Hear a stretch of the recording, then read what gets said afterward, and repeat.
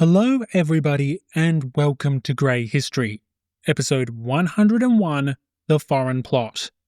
With the collapse of the Jacobin Republic, triggered by the events we're about to discuss, I know you're going to absolutely love this tragic comedy of an episode. From France to India, from London to Vienna, this spiderweb of lies and deception implodes the revolution in the most unexpected of ways. To say that I'm excited to introduce one of the murkiest events of the era is 100% an understatement. But amidst the lies and trickery, it's time for an all-important truth. Grey History would not be possible without the support of its listeners. If you're enjoying the show, then please help keep it going by sponsoring the podcast on Patreon. For just a coffee or two a month, you can do your part in creating history that isn't black and white while enjoying all the great perks of doing so. I could really use your support, so please join the community today at patreon.com. Of course, it's with tremendous pleasure that I get to welcome the newest, greatest people on the planet. A warm welcome to the newest virtuous citizens, Fire, DePolo, Kieran, Claire and Michael, as well as the new true revolutionaries, DNA Hawk and Colonel. Lastly, it's fantastic to know that the interests of citizens are being looked after by their champions, with Barbara joining the illustrious ranks of the champions of the people. Thank you to every member of the community for their generous support, and a special shout out to the Pantheon of Heroes, Brian, Jeff, Kevin R., Scott, Howard, Hilberto, Kevin S., and Griff. And with that, let's get into it.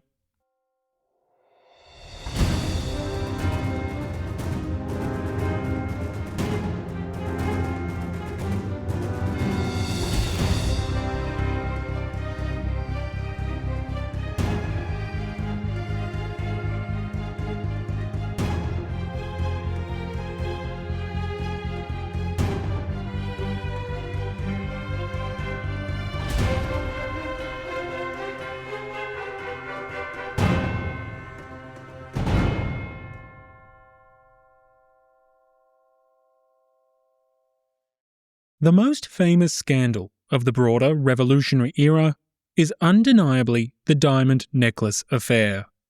Discrediting the Queen and the monarchy as well, the embarrassment has been a focus of generations ever since.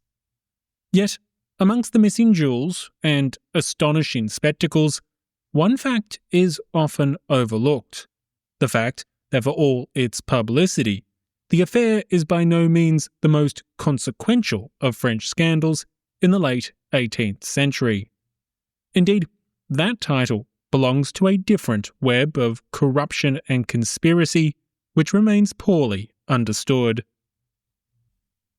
On the 10th of October 1793, Saint-Just delivered a landmark speech. Seeking the formalisation of revolutionary government, the deputy had warned his peers that the enemy was within. Moreover, Robespierre had shared similar sentiments weeks prior when he denounced his own international plot.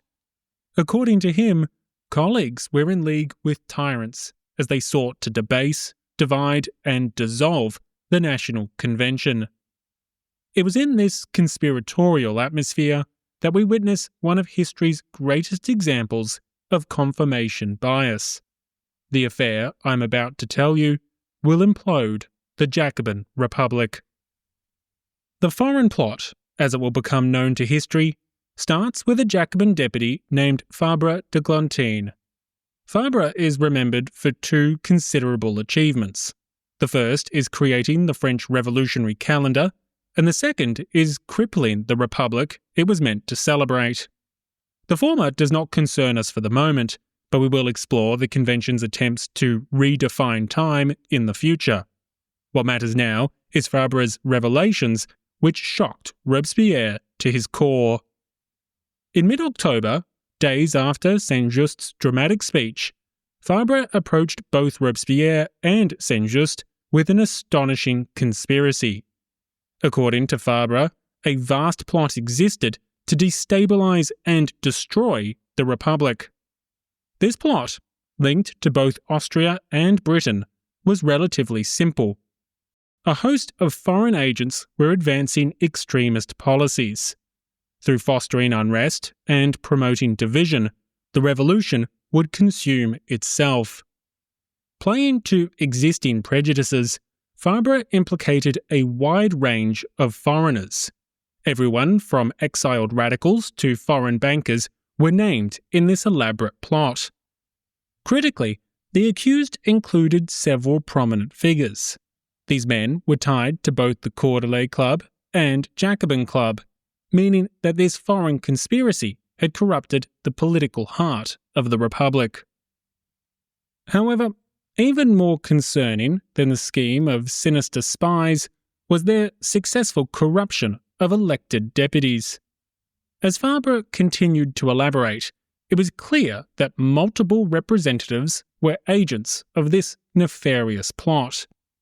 In keeping with his denunciation of extremist agitators, Fabre named two deputies with ultra-radical ties. The first was the Prussian exile Anacharsis Clootz, who, along with Thomas Paine, was one of the rare foreigners elected to the convention. Clootz was not merely a Prussian aristocrat, but a vocal member of the Conceal Club. More radical than the average Jacobin, this Prussian was an outsized advocate of total war and would soon champion the de-Christianization campaign in Paris. Given this, to say that Clootz was a recognizable figure amongst the ultra-radicals is absolutely an understatement. Yet it was the next name that was truly nightmarish for Fabre's astonished audience. Allegedly, Hérault de Sechelles was also an accomplice.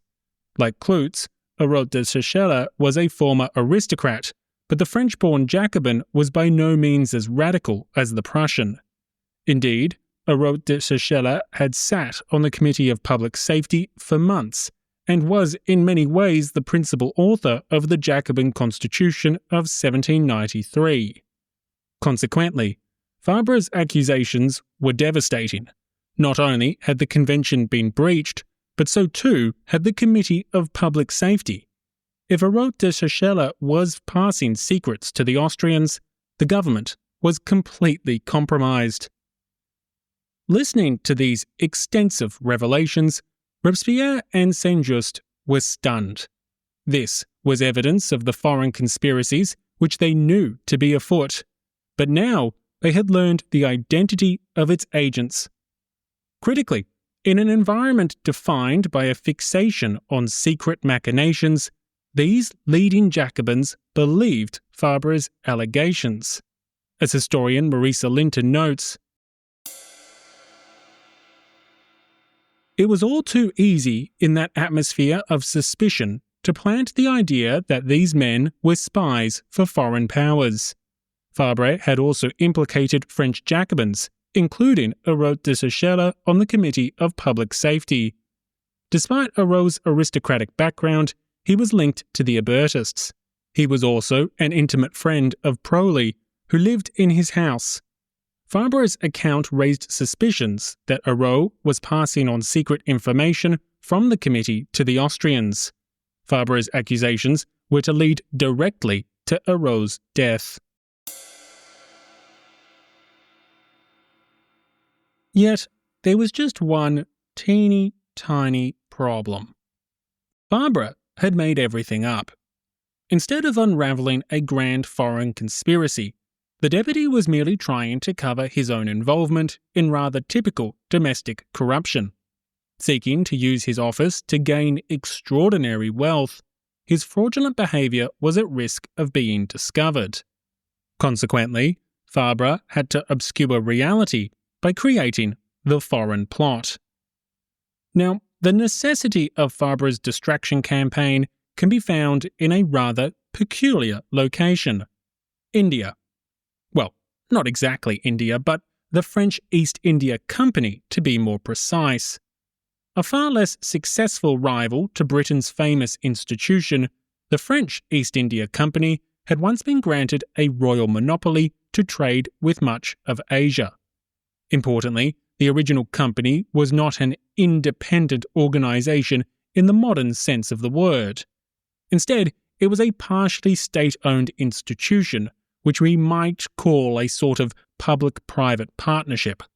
The king held a considerable number of shares in his own right, while royal ministers interfered in much of the company's decisions. In fact, everyday shareholders were not granted a voice in the company's governance, and the company was often responsible for advancing the diplomatic and military interests of the state in addition to the financial interests of its owners. However, as with so many old regime institutions, the company did not survive the revolution unscathed. Losing its trade monopoly thanks to a broader assault on unnatural privileges, the result was an unexpected boon. Far from immediate bankruptcy, the company actually thrived in the initial revolutionary years. It had become a purely commercial enterprise, and with that, it could shed considerable expenses such as protecting French colonies abroad. That said, the smooth sailing ended abruptly. Come mid-1793, the French East India Company was facing two existential threats. The first was the war with Britain, and the second was a war with the government. If we start with the former, the outbreak of hostilities naturally cut trade ties to the East. Company directors came up with a clever proposal to enlist the assistance of American intermediaries, but that wouldn't solve their second and far closer problem. After the purge of the Girondins in June 1793, the company had lost its allies in the National Convention. Put simply, vocal proponents of unregulated commerce had been detained or silenced. Replacing them were the ascendant Montagnards, who, due to either ideology or pragmatism, were embracing sans-culotte demands. As discussed previously, this included far greater control of the economy, everything from price maximums to the elimination of two prices and the outlawing of speculation. Now, with economic intervention the spice of the month, the company faced two distinct challenges. Firstly, the convention's deputies were determined to address the plunging value of the revolution's paper currency. With the assignats' collapse destabilizing the Republic, prompt and drastic solutions were eagerly embraced. Interestingly, it was proposed by some that one way to elevate the struggling currency was to eliminate other financial instruments. As these instruments were seen as safe havens by nervous investors, they were allegedly diverting funds away from the assignats, contributing to the currency's decline. Consequently, investing in these assets was undermining the revolution. As historian Elizabeth Cross notes, this could thus be linked to supporting counter-revolution, even if this wasn't the investors' intent. The result of this logic was a rather remarkable step. In June 1793, the convention formally closed the Paris Stock Exchange. Attempting to ban all trading in listed companies, informal and illegal trading continued underground. However, the suppression showed the increasingly interventionist policies of the now Jacobin Convention. Yet, while this was a direct assault against the interests of shareholders, a more serious attack was soon underway. In an effort to minimize its tax bill through legal but impolitic methods, the company had conducted some creative accounting in late 1792. This had earned the ire of certain deputies, most notably a Jacobin named Joseph Delaunay. From their perspective, the company was minimizing its tax obligations at a time of existential danger. Such actions were not merely unpatriotic, but almost counter-revolutionary. Given this, Delaunay and others demanded reforms. Not only should the company be forced to pay the taxes it avoided, but further efforts must eliminate the practice of parasitic speculation in the company's shares. Critically, these measures would further diminish the value of those shares. However, despite the good politics of attacking a company famed for its own corruption, it was also good business. Delaunay and other detractors were not motivated purely by politics or policy, but by the opportunity for incredible wealth. The convention's debates naturally had an impact on the company's valuation. Delaunay and his associates were consciously attempting to use their harsh rhetoric to drive down the stock price, providing the chance to buy it on the cheap. Once shareholders, these deputies could then arrange for more favourable laws for the embattled company, rallying the share price and enabling an easy profit. Moreover, in addition to insider trading and price manipulation, the deputies could also enrich themselves through good old-fashioned bribery. The elected representatives knew full well that company directors would happily pass on a briefcase full of assignats, provided that preferential treatment was secured. It's here where the Jacobin deputy Fabre enters the chat. Going much further than the attacks championed by Delaunay and associates, Fabre argued for the company's suppression and liquidation. Since the company had avoided its taxes, and since its stock acted as a vehicle for speculation, the only sensible solution was to dissolve the company outright. Anything else was woefully insufficient. For Delaunay and his cabal, Fabre's intervention amounted to a crisis. Remember, these speculators had bought the stock secretly and needed the chance to sell their shares for a profit. Alternatively, they could accept bribes from the company's directors, but for that to happen, there needed to actually be a company. Thus, Fabre's proposal to liquidate the company, that is to say, forcibly sell it, was a major problem. The result was a battle in the convention. Initially, Delaunay lost the first round, with Fabre successfully arguing that the company should be liquidated by state agents. However, while the convention decreed this in late August, the actual details for liquidation was delegated to a subcommittee. That committee consisted of Delaunay, his schemers, and the outspoken Fabre. Here, Fabre fought with Delaunay over how best to proceed. The former said the company should not run its own liquidation, in fear of yet more creative accounting. Moreover, the convention demanded the payment of outstanding taxes, and Fabre wasn't about to let these brigands off the hook. In reply, Delaunay argued against unnecessary interference in a private company's affairs, proposing that any liquidation be left to the company's management.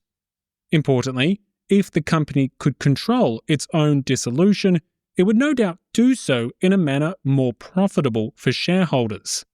Consequently, with his speculation scheme on the ropes, Delaunay was using this position to extract bribes from the company's directors. That said, the convention had explicitly stated that the liquidation be conducted by state agents, so Delaunay's proposal was not in accordance with the convention's decree. Now, with these two opposite positions, the committee was in deadlock. Delaunay continued to propose lenience, while Fabre was having none of it. Backed by Robespierre, Fabre refused to indulge these parasitic bandits. Well, until he did just that. Rather inexplicably, Fabre suddenly changed his mind. Furthermore, he soon collaborated with Delaunay to alter the convention's original decree. Overriding the body's explicit instructions that the government manage the company's liquidation, a forged document was created that entrusted these proceedings to the company. Moreover, the institution was given a legal avenue to avoid paying much of its avoided taxes. Only if fraud could be proven would any repayments occur. So, to state the obvious, Fabre, Delaunay, and others had indeed been paid for this good governance. in extracting a bribe from the company's directors, totaling 500,000 livres, Delaunay's growing cabal had made a small fortune. However, it was perhaps a matter of time before questions were being asked. After all, Fabre had attacked the company for months, and yet the end result was beyond favourable for shareholders. In fact, in allowing the company to manage its own liquidation, the outcome had clearly violated the original decree of the convention. Hence the need for a forgery, and hence the creation of evidence. Importantly, we don't quite know why Fabre decided to approach Saint-Just and Robespierre in October 1793. Most scholars think it was to preemptively shield himself against expected denunciations for either previous or current corruption. As an associate of Danton, and thus as a rival of the Ultras, Fabre could well be accused of this by leading Hébertists. Remember, Danton had regularly faced the same accusation, and Fabre was seen as an ally. In fact, Fabre had once been Danton's secretary during the latter's time as Justice Minister in 1792. So, Fabre had an existing vulnerability, and there was an even greater risk of allegations once news of Fabre's sudden reversal became common knowledge. To be clear, Fabre had not yet committed the forgery with Delaunay when he approached Robespierre. However, it's possible that he had already joined the cabal, or at least decided to use his obstruction in the subcommittee as a means to extract bribes in the near future. This is what occurs less than 2 weeks later. Whether motivated by fear, opportunity, or quite possibly both, Fabre decided to strike first. By accusing ultra-radicals of a grand foreign plot, any retaliation would merely reinforce Fabre's image as an honest and trustworthy Jacobin. Were there reasons to doubt this image? Oh, absolutely. Fabre was dodgy, and Danton's time as Justice Minister was the subject of much rumours and speculation. But Fabre was also once a professional actor, and more importantly, Robespierre and Saint-Just wanted to believe him. As mentioned previously, this is one of history's finest examples of confirmation bias, and influential Montagnards had long believed in the existence of foreign conspiracies. Thus, by mid-October, select members of the Committee of Public Safety and Committee of General Security had been briefed on Fabre's foreign plot. Notable foreigners, many of whom with ties to the Ultras, were allegedly pushing an extremist agenda to destabilise the Republic. Alongside this, multiple members of the convention were implicated, including members of the convention's principal committees. All of this was based on the revelations of the corrupt Fabre, who was simply covering his tracks. Importantly, as 1793 came to a close, many prominent ultras embraced the extremism of de-Christianization. Consequently, these ultras were inadvertently incriminating themselves by pursuing the sorts of measures that Fabre had alleged were crucial to the foreign plot's methodology. However, within weeks of Fabre's elaborate tale, the illusion started to crack. The events which followed would make for a great British comedy if it wasn't for the fact that most of the protagonists end up dead.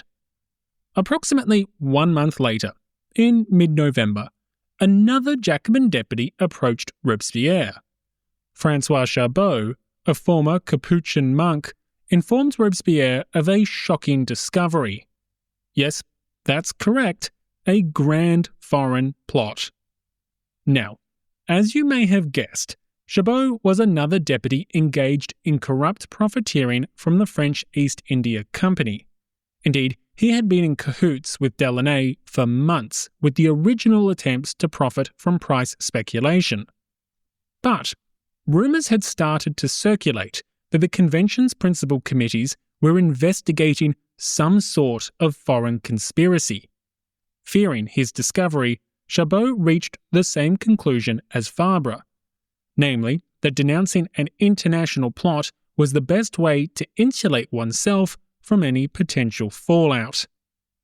Yet, in a very important twist, the dynamics of Chabot's fanciful allegations had some notable differences to that of Fabre's. These differences, as well as their similarities, helped to condemn not only the two Jacobins, but a host of revolutionary leaders.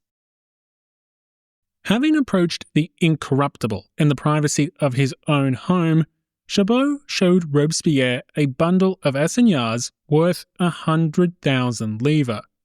With this evidence, Chabot claimed that he had carefully unearthed a foreign and royalist conspiracy. Orchestrated by a mixture of external agents and French reactionaries, Chabot's plot had two central pillars. The first was a scheme to corrupt elected deputies. Throwing his collaborators under the horse and cart, Chabot alleged that Delaunay and accomplices were in league with the infamous Baron de Batz. Batz was a French aristocrat known for daring, if unsuccessful, attempts to liberate the imprisoned royal family. With the Baron's help, multiple deputies were allegedly enriching themselves while handling the liquidation of the French East India Company. But what they didn't know is that the Baron was setting a trap. The second pillar of Chabot's conspiracy involved the Hébertists. Like Fabre, Chabot accused the ultra-radicals of complicity in a foreign plot, yet this time he incriminated Hébert directly. Supposedly, the mysterious Baron de Batz was telling the Hébertists which deputies were corrupt.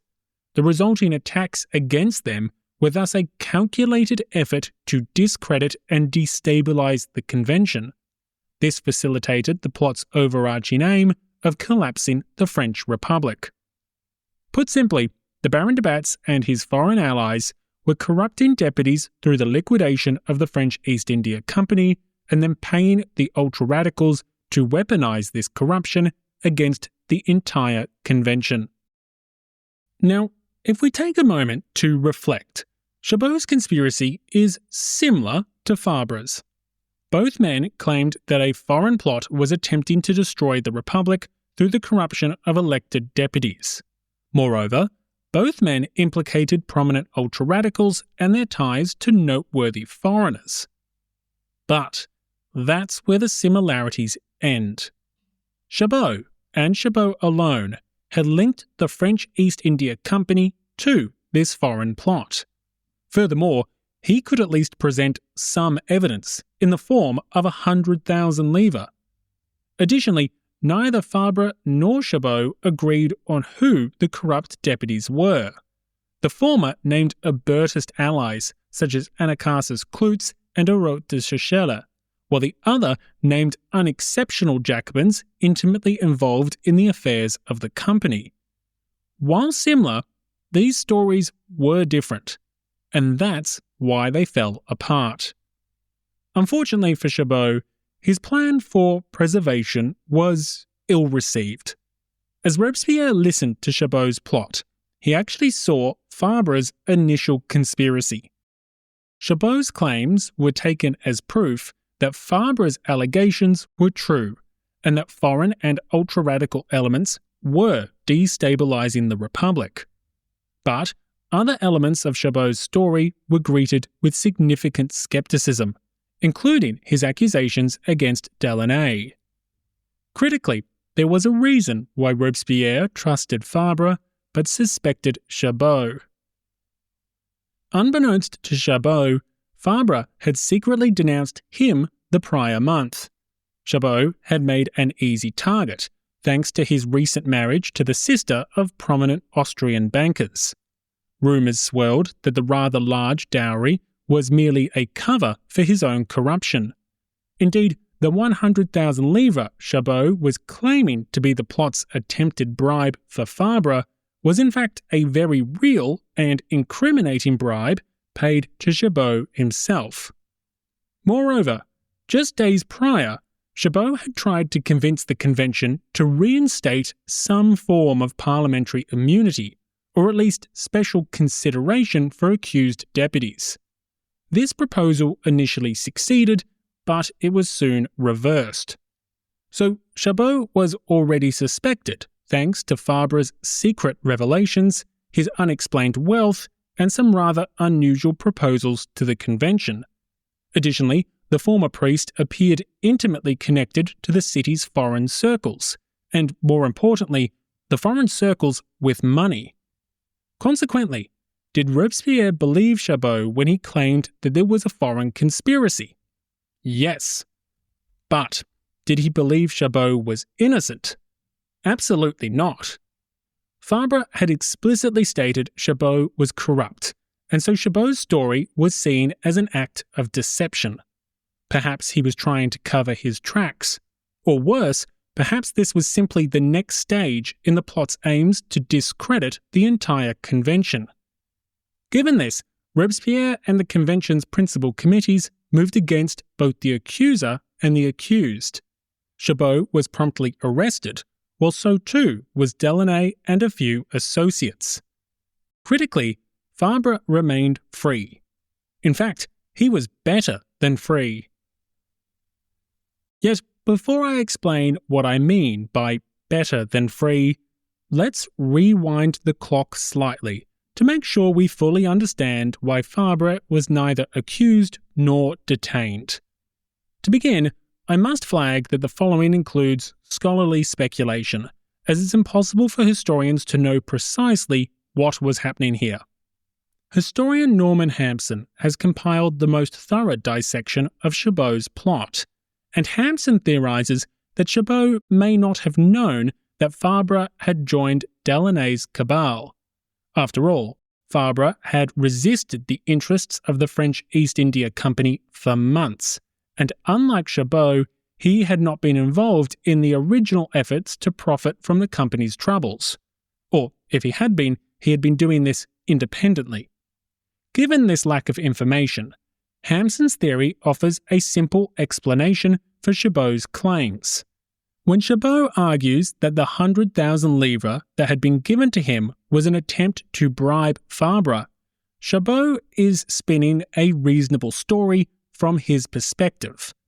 Fabre had been publicly opposed to the company, and it's likely that corrupt deputies would have wanted to try to bribe him.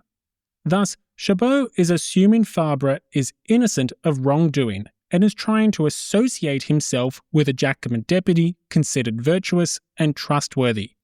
Of course, what Chabot doesn't know is that Fabre had secretly accepted a bribe from Delaunay. Moreover, he's also unaware that Fabre had specifically denounced him as part of his own secret revelations. Given this, Chabot doesn't appreciate that his version of events were always likely to be met with suspicion. Indeed, rather than receiving a thank you from Robespierre, Chabot was promptly put in prison. So, by mid-November, Fabre remained a free man. Neither accused nor suspected, his deception was nonetheless unravelling. While Fabre's plot had avoided all mention of the French East India Company, its liquidation was at the centre of Chabot's allegations. This represented a considerable threat to Fabre. His signature was on the falsified decree, meaning that there was evidence of his own corruption. Worse still, although Chabot had not accused him directly, Chabot's testimony would undoubtedly prompt further investigation. Any probe would likely incriminate Fabre thanks to the aforementioned forgery. That is, unless Fabre could bury it first. It's here that we can pick up the thread as to why Fabre was better than free. Come mid-November, portions of both the Committee of Public Safety and the Committee of General Security had been briefed on the alleged foreign plots. I say portions because Fabre had implicated a member of the former, while Chabot seemed to be hinting that the Committee of General Security was also tainted by corruption. Faced with untangling this grand conspiracy, leading Jacobins had to determine a course. Their decisions were less than ideal. given Fabre's posturing as a trustworthy Jacobin and his reputation as a fierce opponent of the East India Company, the corrupt deputy was empowered to take a leading part in the government's investigations. Teaming up with Amar, a member of the Committee of General Security, Fabre was involved in the interrogation of Chabot and others. Needless to say, Fabre was now in a position to misrepresent both evidence and testimonies to further incriminate Chabot. Remember, Fabre had already named him as corrupt in secret revelations the prior month. Moreover, Fabre could also cover his own tracks, doing so skillfully for several weeks. Assisting him in this endeavour is that by mid-November, the de-Christianization campaign was in full swing. With the ultra-radicals seemingly bent on destabilizing the Republic, unforeseen events continued to legitimize Fabre's allegations. The upshot of all of this is that it would take some time before investigators discovered the forged decree specifying the illegal arrangements for the company's liquidation. As this decree had his signature on it, Fabre would eventually be caught, but not before he could continue to spin more webs of lies and deception.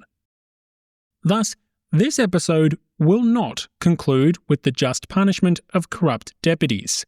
Instead, the foreign plot will slowly bubble away over the next several episodes, gradually incriminating innocents while promoting division and mistrust.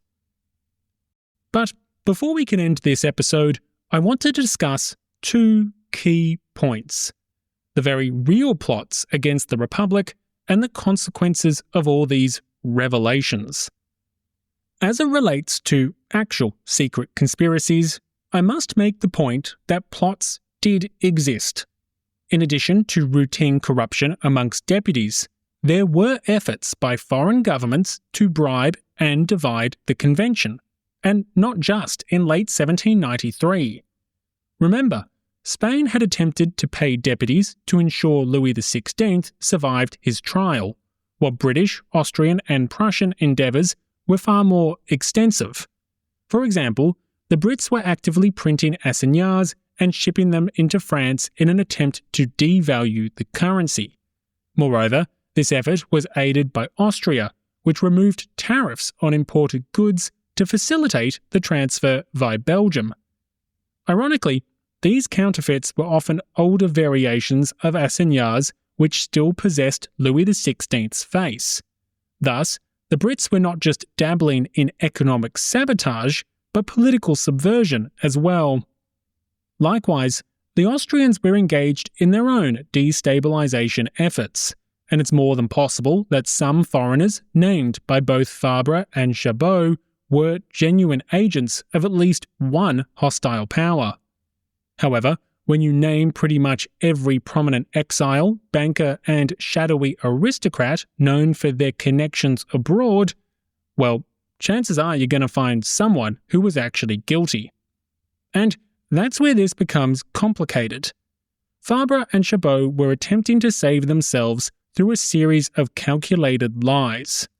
But while their mythical plots were obscuring very real corruption, it's more than possible that their denunciations inadvertently exposed actual foreign conspiracies. This is part of the reason why the foreign plot took a life of its own, in addition to pre-existing beliefs. Interestingly, a handful of scholars have theorized that core planks of the allegations were real, including Hebert's secret royalism.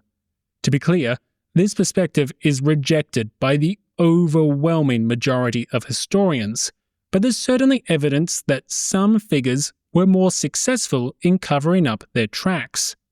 For example, copies of Chabot's testimonies conveniently went missing in 1795, while noteworthy fugitives such as the Baron de Batz were perhaps too skillful at avoiding the authorities. As it turns out, Chabot may have been right when he claimed that members of the Committee of General Security had been corrupted, and some historians believe that Amar, leading the convention's investigation, was personally involved in the East India affair. Like Fabre, it's possible that Aymar used his position to shield himself from incriminating evidence. As I said, both documents and witnesses were going missing, while deputies known for their corruption were conveniently silenced by the guillotine in early 1794. However, it's on the topic of consequences that I wish to conclude this episode. The importance of the foreign plot is simply astronomical. One cannot understand the implosion of the Jacobin Republic without appreciating its far-reaching significance. For historian Albert Matisse, Fabre's conspiracy became a canker which consumed the mountain. Reinforced by Chabot's denunciations, Fabre's revelations became concrete reality. Critical of both Robespierre and Saint-Just for the willingness of their ears, their acceptance of this simple and fragile illusion had grave consequences for all. In fact, Matisse describes it as the key to the political trials of the Terror. Indeed, the gravity of the foreign plot is a rare point of agreement amongst scholars of all stripes. Historian Robert Palmer notes that while the foreign plot was a myth, the fanciful allegations and the very real intrigue it disguised proceeded to implode the government. However, as an expert in the Committee of Public Safety, Palmer notes two additional points. Firstly, in the incrimination of the ultra-radicals, the Committee of Public Safety had been given a weapon to halt the revolution's continued slide to the left. Secondly, not only could this be used against the Albertists, but the committee, now formally recognised as the executive of the revolutionary government, could wield this weapon against moderates as well. For historian Thomas Kaiser, the most useful feature of the foreign plot to Robespierre and his associates was the necessary political cover to strike simultaneously at the Dantonists and Albertists alike. After all, they could now be tied together as alleged allies in a common nefarious cause. Yet, to truly understand the plot's profound impact, I think it's best we turn to a friend of the show. An expert on the politicians' terror, Dr. Marisa Linton observes the profound consequences for the Jacobins themselves. Convinced that the enemy had corrupted their friends and associates, the response from frightened politicians was absolutely brutal. Before we look at the factional fighting and what came of it, we must turn to the story that exploded over the Jacobins in late 1793, known as the Foreign Plot. It was a tale of conspiracy on a scale that outstripped anything they had hitherto imagined.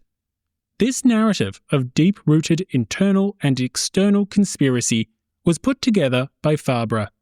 Whether he talked it over first with Danton is not known, though some of the men named as part of the foreign plot were Danton's enemies. It was Fabre who brought this tale to the committees and convinced them of its reality. This incendiary narrative sparked off the series of events that led to the destruction of the Jacobins. Linton later writes, "There are indications of the existence of some kind of political plot. With regard to spies for the counter-revolution, Proli probably was genuinely an Austrian agent, although purportedly a Albertist.